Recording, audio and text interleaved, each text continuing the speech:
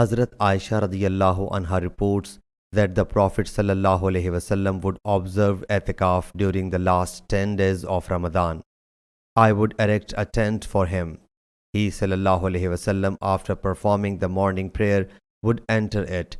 So Hazrat Hafsa radiyallahu anha sought the permission of Hazrat Aisha radiyallahu anha to erect the tent. She granted the permission, so she erected the tent. When Hazrat Zainab bint Jaysh saw it, she also erected the tent. In the morning, when the Prophet sallallahu alaihi wasallam saw the tents, he sallallahu alaihi wasallam said, "What is this?" So when he sallallahu alaihi wasallam was informed of it, he sallallahu alaihi wasallam said, "Do you consider it a good deed?" So he sallallahu alaihi wasallam forsook the i'tikaf for that month and then observed the i'tikaf during any 10 days of Shawwal. Sahih Bukhari, Hadith number 2033.